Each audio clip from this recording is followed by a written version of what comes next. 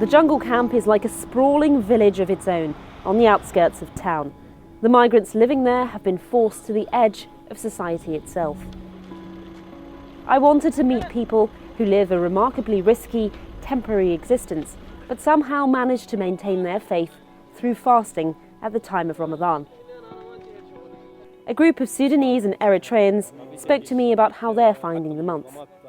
So he's saying that Ramadan doesn't really exist here, and that they have no food and a lot of troubles trying to keep up this religious practice.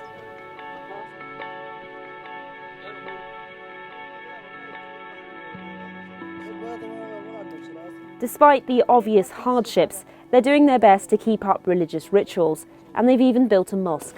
There's a few people praying inside.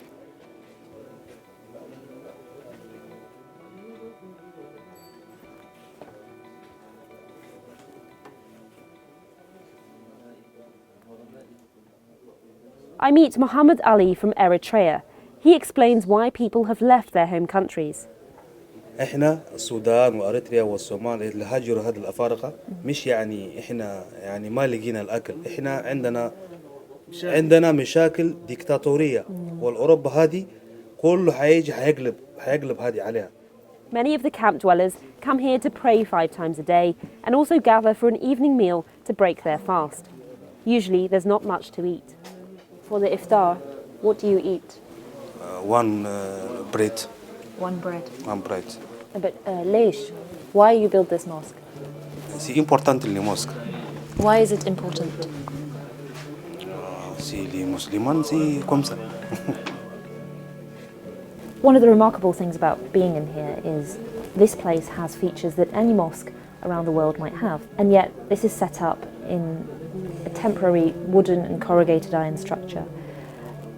It's a very temporal existence, and yet it's something that means so much to the people who live here. Every single person I've asked, why have you built a mosque? They've said, it's important, it's my religion, why wouldn't I build a mosque?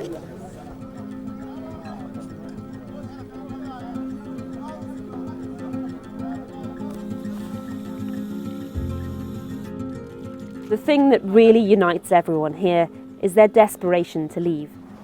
أنا مرقنا من السودان ما مرقنا يعني بناء على رغبتنا مرقنا مجبورين نتيجة الحرب في دارفور جينا أوروبا لكن ما لقينا الأمن ولا السلام جينا لقينا قعدنا في الخابة. Mohammed's from Sudan as well. He feels entitled to come to the UK because Britain once colonised his country. Whether they hate me or accept me, I do have a right to be over there. Even my country has been destroyed. Who is looking for money, whose own country is in a safe. But I'm looking for life. It's not for money. I put it to him that not only is he enraging lorry drivers, but there's also very little sympathy in Britain for migrants who try to make it to the UK in this way. That won't stop him trying.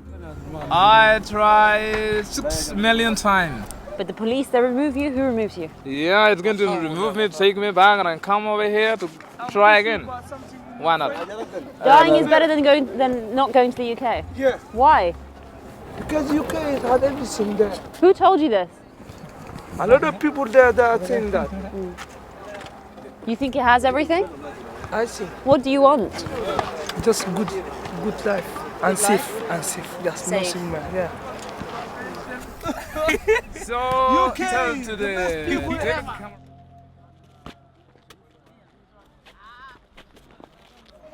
These guys are fasting. They haven't had anything to eat since about 5 a.m.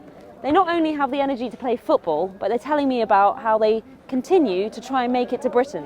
One guy was telling me about how he earlier tried to climb onto a lorry, got pulled out by the police, pepper sprayed, and yet, once he's had dinner, he's going to try again.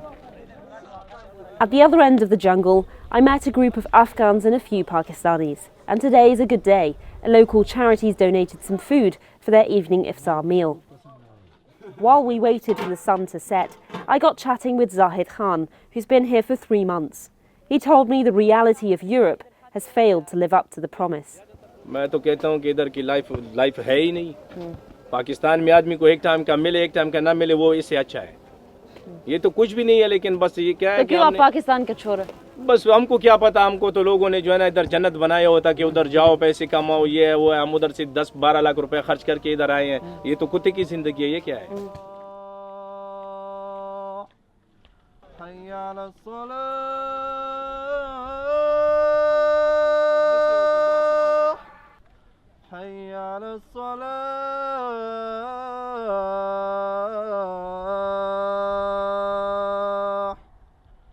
For now, the sun has set.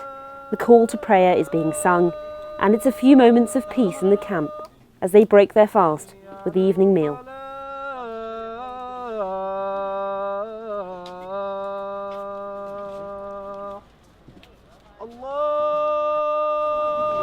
Dinner is over, the fires are dying out, some people are socialising, others are resting. And then at about 2 a.m, when it's much darker, they're heading up. And we know where they're heading, to once again try their luck and make it to Britain.